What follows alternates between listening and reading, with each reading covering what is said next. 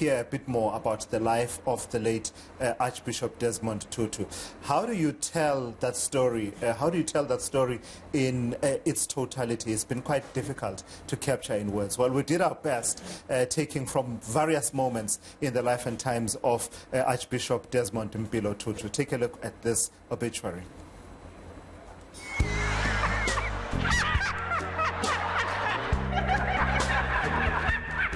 Thank you very much.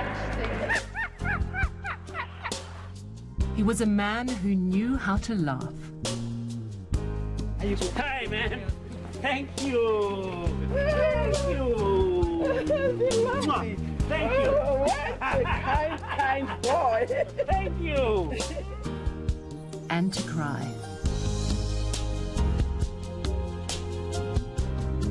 For decades, Archbishop Emeritus Desmond Tutu was South Africa's moral compass. Feeling of national euphoria that took hold in those early years of our democracy masked the necessity for us to follow through the work of healing a society battered and bruised by centuries of racial division and oppression. The man fondly known as the Arch was born in Klerksdorp in the former Transvaal in 1931. His father was a teacher, his mother a cleaner and cook. A young Tutu used to go to white people's homes offering a laundry service. He would collect and deliver the clothes while his mother would wash them. Tutu wanted to become a doctor, but because of a lack of funds, studied to be a teacher. In 1955, he married Nomalizo Leah Shenxani, one of his father's pupils. 3 years after the introduction of Bantu education in 1953, Tutu abandoned teaching in protest. He went on to study theology and was ordained as a priest in the Anglican Church. In 1978, Tutu was appointed General Secretary of the South African Council of Churches, leading the clergy in their opposition of apartheid. In the 1980s, Tutu earned the wrath of conservative white South Africans when he said that there would be a black prime minister within the next 5 to 10 years.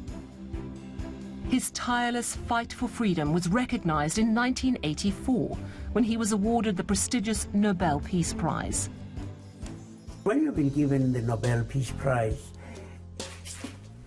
it doesn't really belong to you, or in a way you can say it makes you answerable to the world. I mean, the world, as it were, has a piece of you. Tutu was known for being fearless.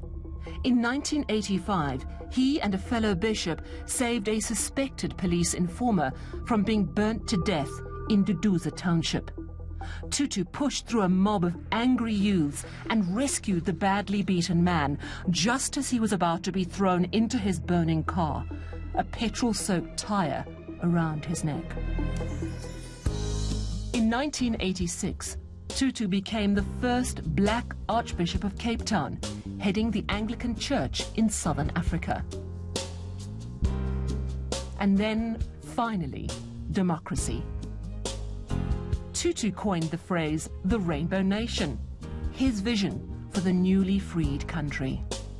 Among Madiba's greatest gifts to South Africa was the lesson he taught us to see beyond pigmentation, beyond gender, beyond sexual orientation, beyond social status and religious belief, to acknowledge the worth of all people. That's where it begins. A year after the 1994 elections, Tutu was appointed to lead the Truth and Reconciliation Commission. He retired as Archbishop of Cape Town in 1996 to devote his time to this cause. Beautiful land with its wonderful people of different races, cultures, and languages, so that it will be a land of laughter and joy, of justice and reconciliation, of peace and unity, of compassion, caring and sharing. Since the demise of apartheid, Tutu has campaigned for gay rights, against the Iraq War, and former Zimbabwean President Robert Mugabe's regime, as well as climate change. We have only one home. This is the only home we have. In 2007, the Arch joined a group of senior world leaders such as former President Nelson Mandela and former US President Jimmy Carter to form the Elders to promote peace efforts around the world. In May 2013, the Arch declared that he would no longer vote for the ANC, praising its role in freeing the country from oppression, but condemning it for not doing enough to fight inequality, violence and corruption. I won't vote for them. That is something that I have said. And I say it with a very sore, very heavy heart.